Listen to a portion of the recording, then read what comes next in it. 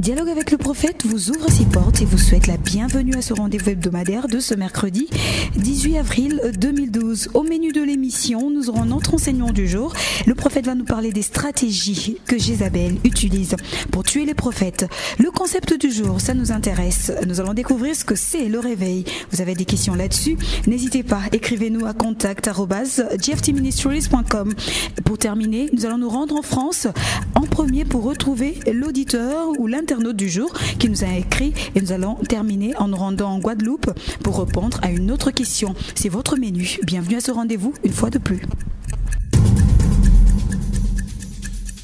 C'est un plaisir de vous retrouver aujourd'hui, prophète. Vous allez bien? Un grand plaisir partagé, merci. Vous avez bonne mine, c'est bien, prophète. Très bonne mine.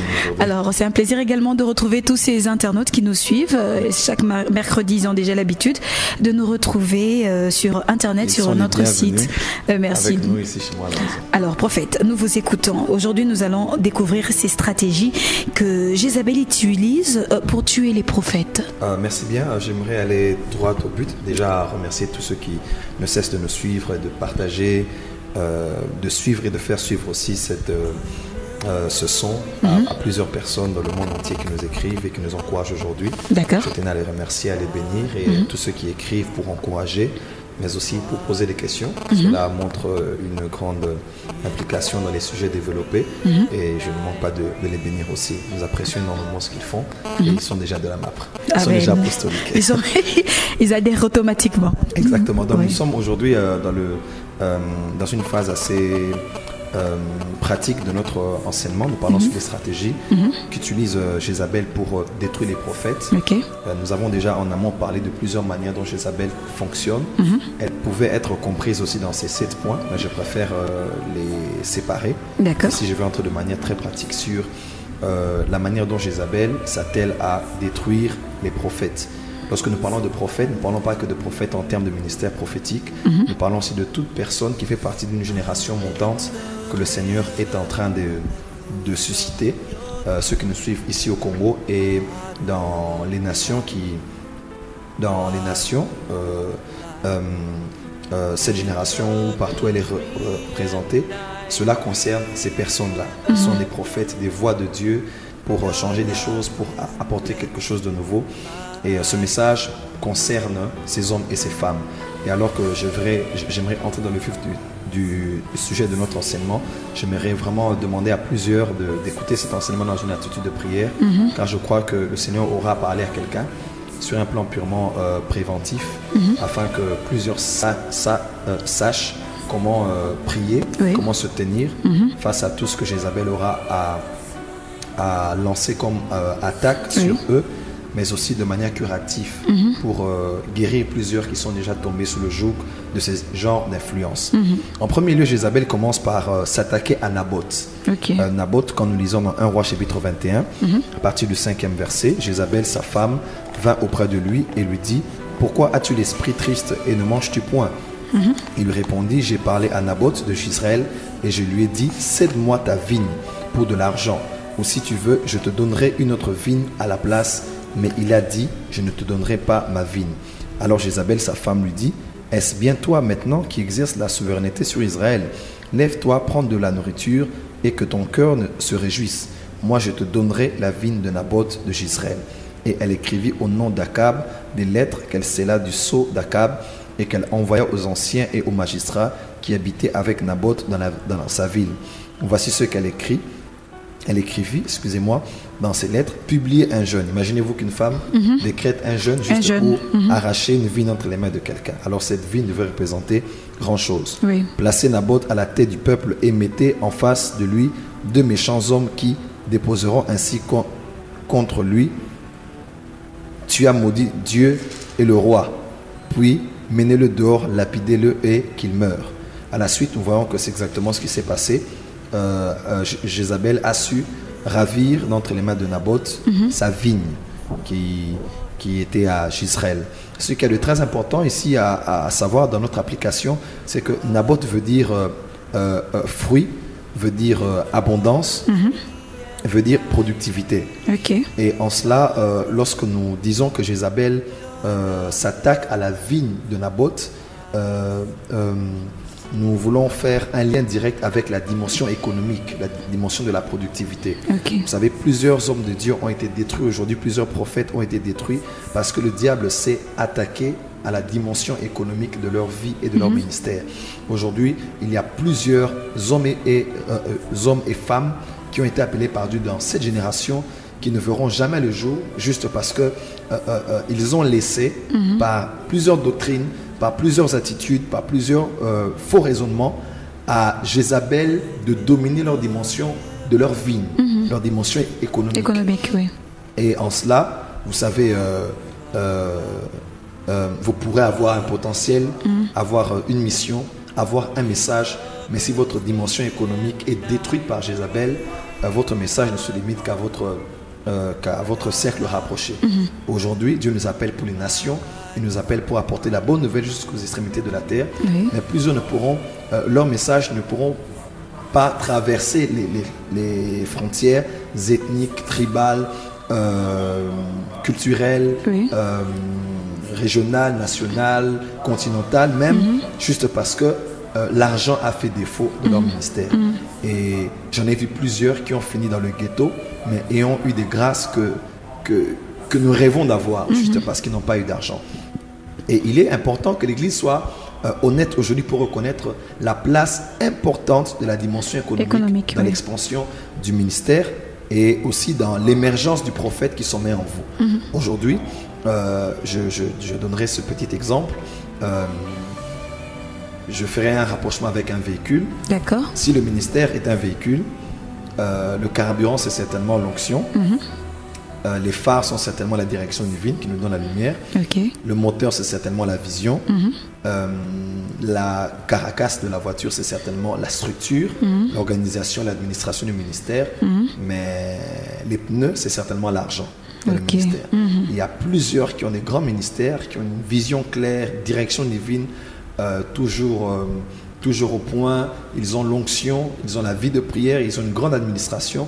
Mais lorsque les finances font défaut, vous ne pourrez pas avancer, vous ne pourrez pas prospérer, vous ne pourrez pas percer.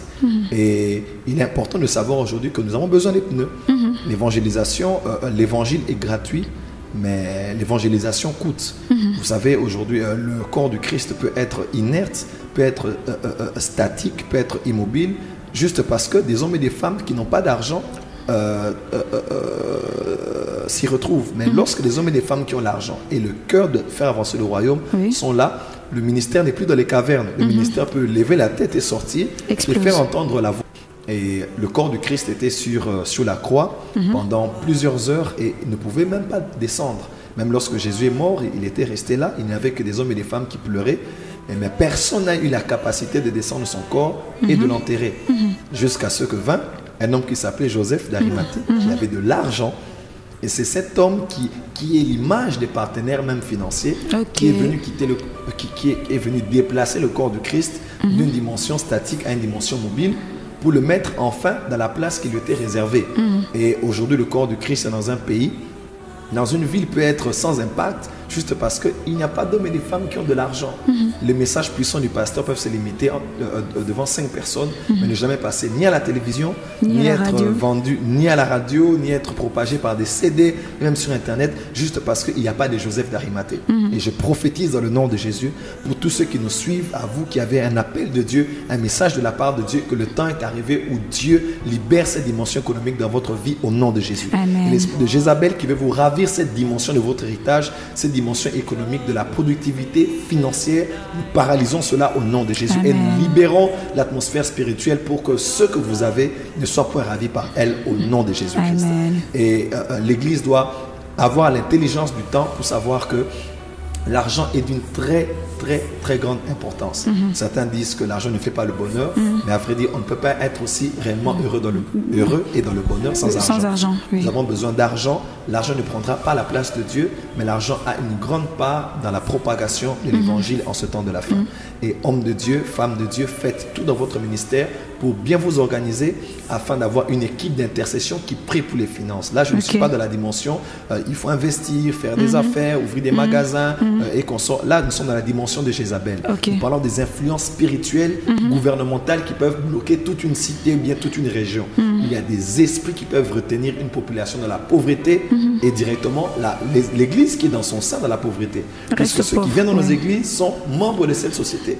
Et si la société est pauvre, vit en deçà du seuil du normal, il est tout à fait clair que le genre de dîmes qui entreront à l'église, des offrandes qui entreront à l'église, ressemblent à la poche et directement à la situation de la cité, de la société. Donc l'église doit s'élever dans l'intercession prophétique afin de prier contre l'esprit de Jézabel, car elle s'élève puissamment afin de rendre la cité pauvre, mais aussi l'église qui a dans son sein, afin que l'évangile ne puisse pas être propagé et que les prophètes puissent mourir, bien être dans l'incapacité d'émerger. Mais prophète, au-delà du fait qu'une société peut être bloquée spirituellement par Jézabel, mais aussi un problème de mentalité. Parce qu'il y a certaines personnes qui peuvent se retrouver dans une société où il y a véritablement des finances, mais c'est dans la mentalité. Ils préfèrent financer autre chose que financer l'église, financer le ministère. Est-ce que Jézabel finalement utilise aussi la mentalité, les pensées des humains afin de bloquer l'église ou le ministère? Exactement. Lorsque Paul parle dans Éphésiens chapitre 6, il parle des principautés, en faisant une petite classification des genres d'esprits qui gouvernent le monde spirituel dans le monde des ténèbres, il parle des principautés. D'accord. Et qui dit principauté pense à principe. Les esprits qui sont comme des principautés, des esprits comme ceux de Jézabel, agissent sur la terre en inculquant des genres de principes qui maintiennent toute une population dans une certaine pression. Et ces principes peuvent être appelés, comme Paul dit dans 2 Corinthiens, il appelle cela des faux raisonnements, ou bien des forteresses qui sont établies dans les mentalités des gens. Et ainsi, nous savons tous que la pauvreté n'a rien à voir avec le fait de manquer, mais c'est une pauvreté d'abord dans la mentalité. Dans la mentalité, oui. Et plusieurs peuvent être sur une terre qui regorge sous terre, nous avons de l'or, nous avons du pétrole, mais lorsque dans sa tête, elle est pauvre, nous comprenons clairement que Jézabel a travaillé pour rendre cette population pauvre en inculquant des principes. Et pour ces genres de principes, dans l'Apocalypse, on appelle Jésus, qui est le Verbe créateur, la parole faite chair, on appelle aussi le principe de la création de Dieu. Donc, il faut un principe pour combattre un principe. Il faut une parole pour combattre une parole. Il faut un nouveau genre de raisonnement pour combattre certains raisonnements établis.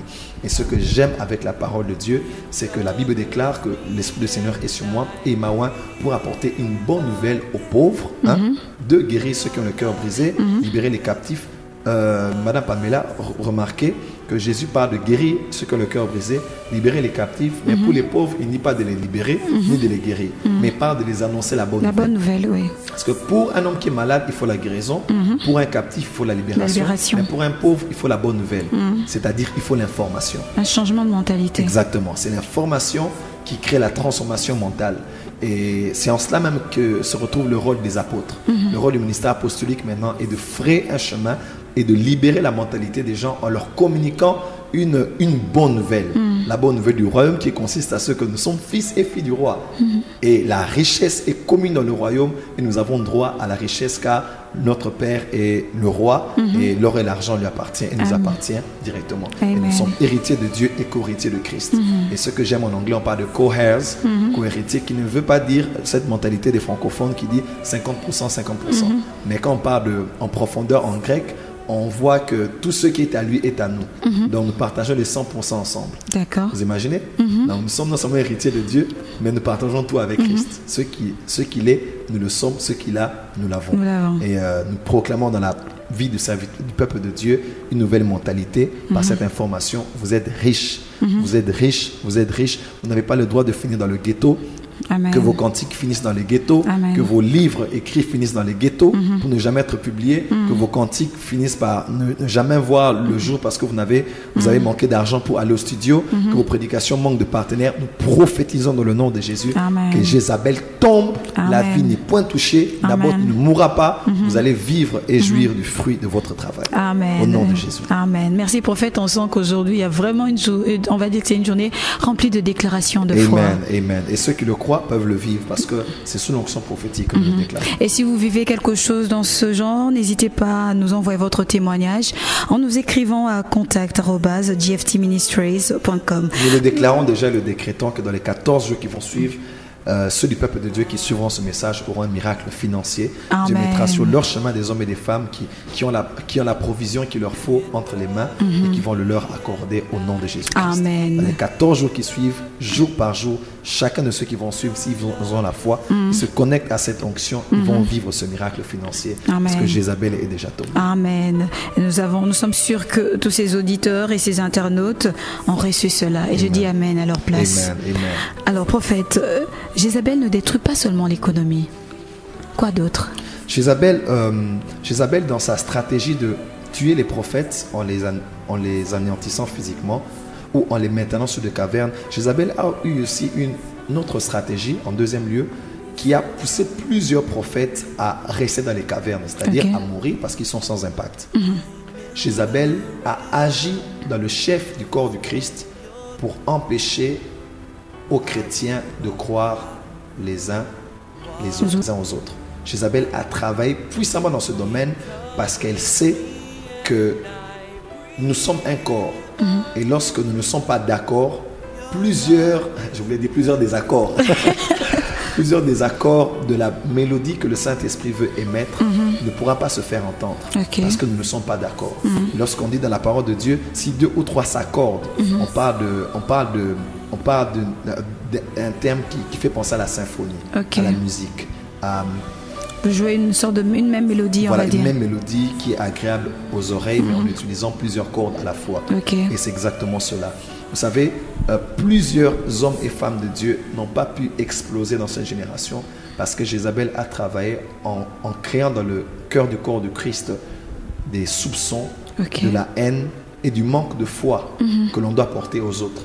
Et en cela, plusieurs sont restés non seulement dans la solitude, plusieurs même dans le ministère n'ont jamais vu le jour parce qu'ils n'ont pas eu des hommes et des femmes qui ont pu croire en eux. Je prendrai l'exemple de Actes chapitre 9, 27 et 28.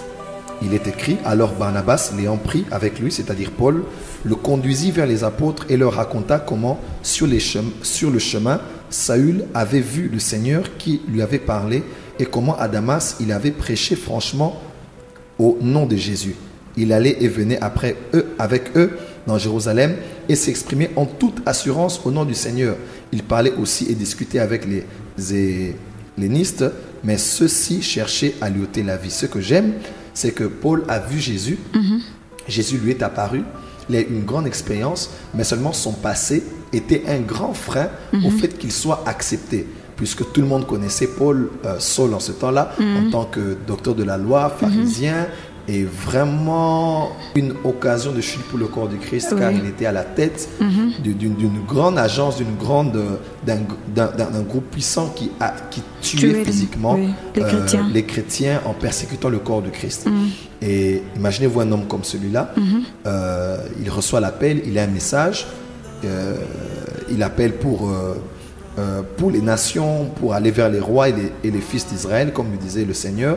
Et le Seigneur lui avait même dit que pour qu'il annonce son nom partout et qu'il fasse voir comment est-ce qu'il allait souffrir pour lui.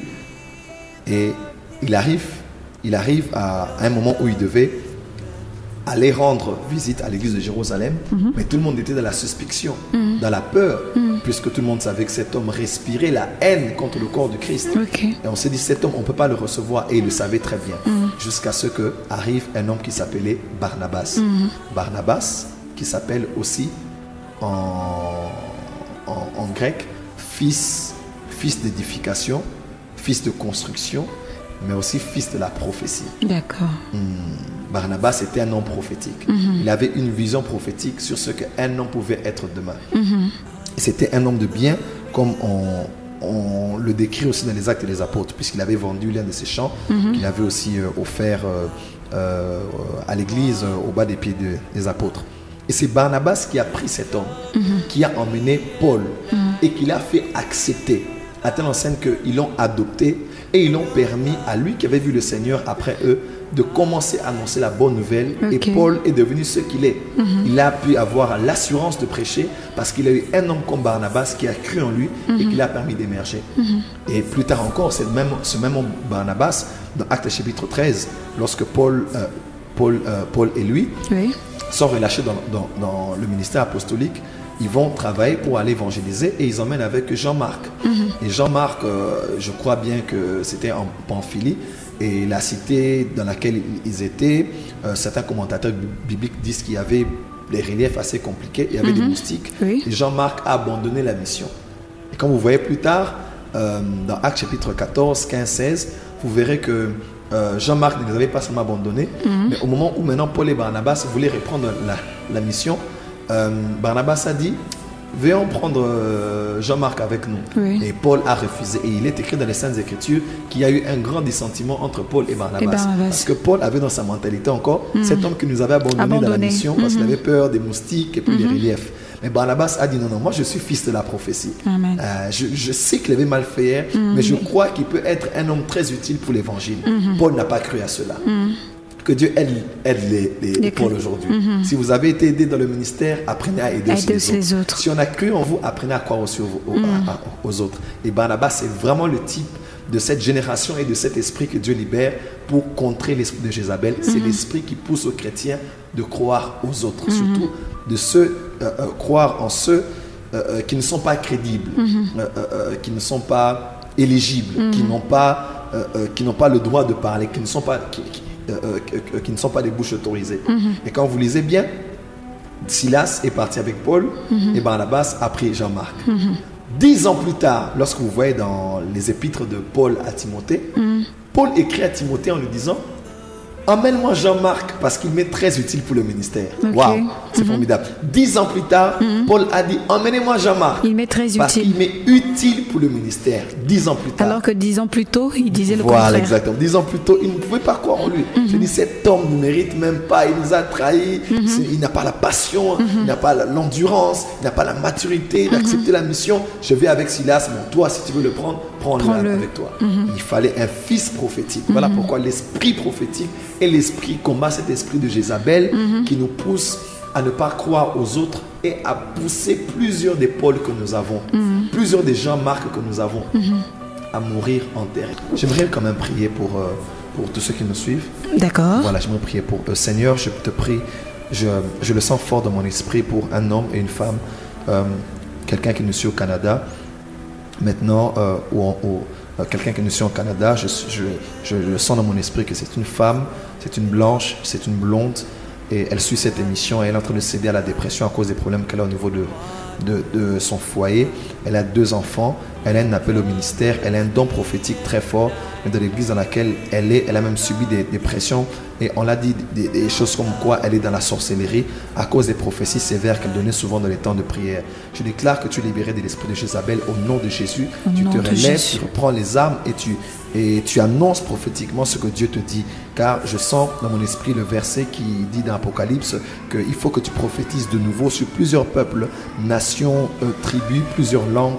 Lève-toi et parle de la part de Dieu au nom de Jésus. Amen. Je chasse l'esprit de Jézabel, cet esprit qui a poussé plusieurs à la dépression dans leur famille, dans leur foyer. Je déclare que vous êtes libres au nom de Jésus. Au nom de Jésus. Jésus. Vous levez et vous continuez la mission car Dieu est certainement avec vous. Vous êtes libre dans vos pensées, vous êtes libre dans votre santé, vous êtes libre dans votre foyer, vous êtes libre dans chaque aspect de votre vie. Vous vous levez car mangez et buvez car le chemin est encore trop long pour vous. Je vous libère dans cette onction prophétique et je déclare que ce n'est pas encore fini. Vous ne mourrez point, vous vivrez et vous raconterez non les prophéties mais les œuvres de l'Éternel au nom de Jésus. Amen. Amen. Merci prophète. Merci beaucoup. À tout de suite. Que veut dire ? Nous nous retrouvons dans cette seconde partie et c'est pour parler du concept du jour, le réveil. Nous entendons de plus en plus ce mot, soit dans nos églises, dans les livres que nous lisons, dans notre entourage. Un ami a peut-être utilisé ce mot, réveil. Aujourd'hui, nous aimerons comprendre ce contexte, ce concept, prophète. Qu'est-ce ? J'aimerais dire ce que le réveil n'est pas. D'accord. Pour que nous ayons une petite idée sur ce que le réveil est. Parce que généralement, on a tendance à attendre une définition et vous commencez par l'inverse. Voilà exactement. Pour avoir une petite idée sur ce que la sœur Pamela est, si vous ne la connaissez pas, je peux dire que Pamela n'est pas un homme. Oui, on a directement une petite idée que c'est une femme. Pamela n'est pas une blanche. On se dit directement qu'elle est noire. Je peux être jaune. Hein? Voilà. Le réveil n'est pas un événement parce que plusieurs personnes pensent que le réveil c'est les cieux qui vont se déchirer en ce temps de la fin et la pluie va tomber subitement comme dans les temps de Charles Finet. Nous allons parler en langue, les gens vont tomber en cours de route, les personnes vont se repentir, les bars vont fermer. Le réveil n'est d'abord pas un événement. Le réveil peut commencer par un événement. Vous savez, lorsque quelqu'un quitte l'état de sommeil vers l'état d'éveil, le matin, quand il se réveille, il passe par un événement, par une expérience. Et ne se limite pas à l'expérience de se tirer, de se lever du lit, d'ouvrir les yeux. Mais il doit se réveiller, parce que le but du réveil, c'est l'éveil. Il doit commencer sa journée, s'habiller, et puis commencer la journée. Le réveil n'est pas une expérience, le réveil n'est pas un bon culte, n'est pas une bonne convention. Le réveil n'est pas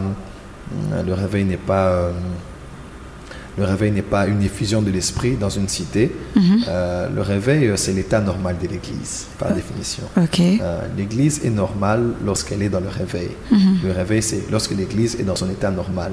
Donc, lorsqu'on parle du réveil, c'est-à-dire qu'il y a un problème sérieux parce que l'Église n'est pas au niveau où elle doit se retrouver. C'est en cela même que nous parlons de réforme en ce temps, afin que l'Église rentre dans son état initial. Et le réveil, ce n'est pas l'état moral et normal de l'Église primitive. Parce que n'oubliez pas, notre modèle n'est pas l'Église primitive. Notre modèle est l'Église que Christ a dans sa pensée. Cette Église glorieuse que Christ voit en ce temps de la fin. L'Église primitive nous a donné quelques pistes de ce que l'Église ce que l'Église doit être dans ses fondements. Mais l'Église primitive n'a pas été parfaite. Et l'Église parfaite, c'est celle que préparent les apôtres et les prophètes. C'est l'Église dans laquelle s'investissent les 5 ministères pour la parfaire afin qu'elle soit glorieuse, sans tache ni ride, ni rien de semblable. Qu'elle soit cette Église triomphante, cette Église victorieuse du temps de la fin. Et nous sommes en train d'aller vers cette Église. Et le réveil, c'est l'état normal de l'Église. L'Église est normale lorsqu'elle est dans le réveil. Elle est née dans le réveil, elle s'est étendue dans le réveil, et nous avons besoin que l'Église retrouve juste sa stature normale. Lorsqu'elle est normale, c'est-à-dire qu'elle est en train de vivre son plein potentiel, l'Église est directement dans l'état de réveil. Et juste une dernière question, est-ce qu'aujourd'hui on peut dire que l'Église dort ou elle somnole? Parce que là c'est encore de réalité, parce que si elle somnole, on peut dire que par moment elle est dans le réveil et puis elle s'endort un tout petit peu. Littéralement, j'aime bien cette terminologie somnoler. Elle est éveillée, mais elle est en train de somnoler par moment à cause de la fatigue, à cause du cumul de plusieurs travaux effectués pendant la journée, à cause aussi du temps. La nuit on peut somnoler à cause de la période, et puisque nous sommes le soir prophétiquement, l'Église est en train de somnoler. Je dirais même mieux, et est en train de dormir. Et on dit, réveille-toi, toi qui dors, élève-toi d'entre les morts, car Christ éclairera. Car celui qui dort n'est pas semblable de celui qui est mort, car il est sans impact. Nous retournons encore de l'histoire de Jézabel. Donc le réveil, c'est l'état normal de l'Église. Et nous déclarons prophétiquement que l'Église atteint son état normal. Et elle devient l'Église que Christ voyait quand il disait, je bâtirai mon Église.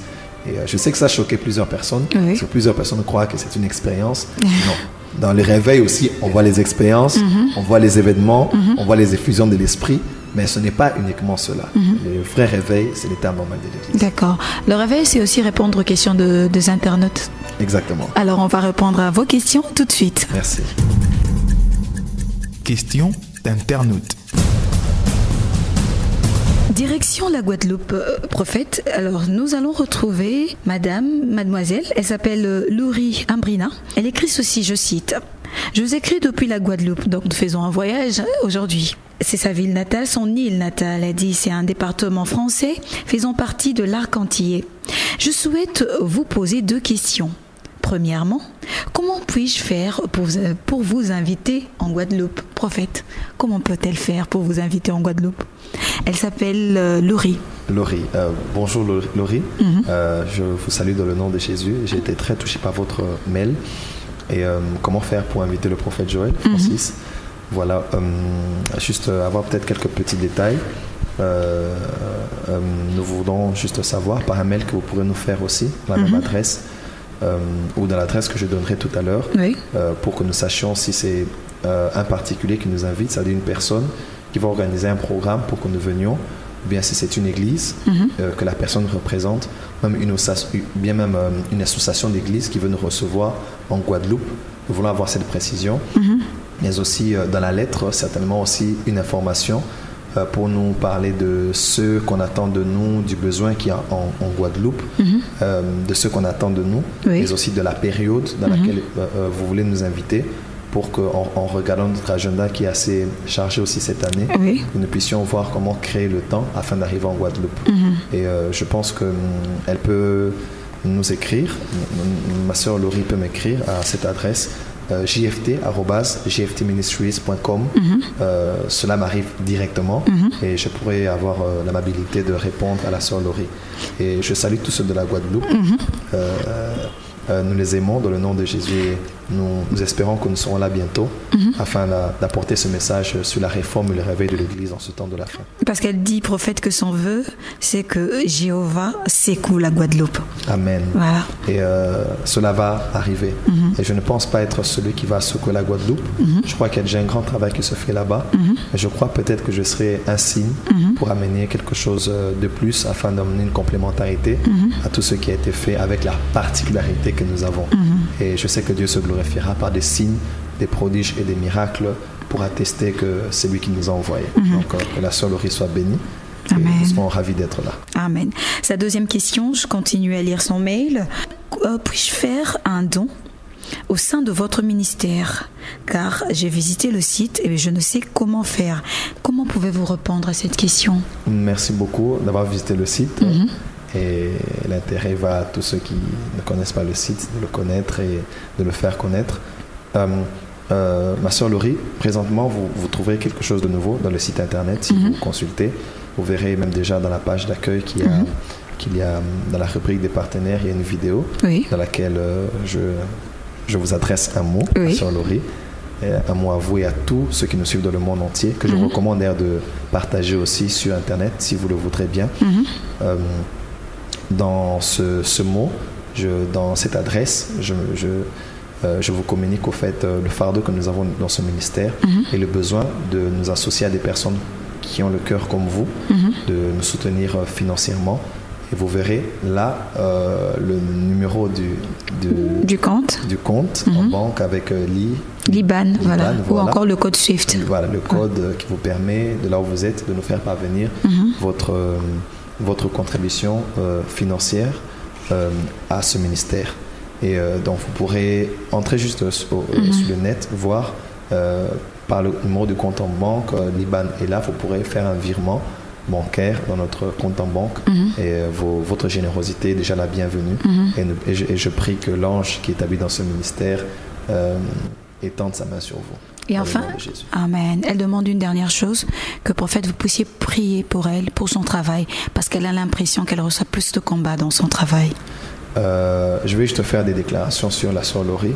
Il est écrit « Domine au milieu de tes ennemis ». Nous n'avons pas besoin de quitter un endroit, un environnement hostile pour dominer. Dieu veut que nous puissions dominer là où l'adversité se retrouve. Et je déclare sur vous que vous êtes dans la fosse au lion, mais vous n'entrerez pas dans la gueule du lion. Je déclare que vous entrez dans les problèmes, mais les problèmes ne vous tueront pas. Vous passerez par les fleuves, les eaux ne vous submergeront pas, le feu ne vous embrasera pas, parce que la quatrième personne de la fournaise ardente est avec vous.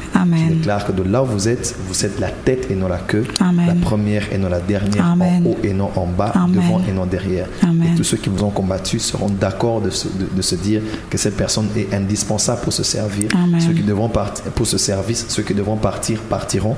Démissionner, démissionneront. Mais vous allez vaincre, car vous êtes une lionne au milieu des brebis. Et ce n'est pas à vous de trembler devant eux, c'est à eux de trembler devant vous. Car celui qui est en vous est plus grand que celui qui est dans ce travail. Au nom de Jésus-Christ. Amen. Prophète, avant de rentrer en RDC, nous allons nous rendre en France, répondre à une dernière question rapidement.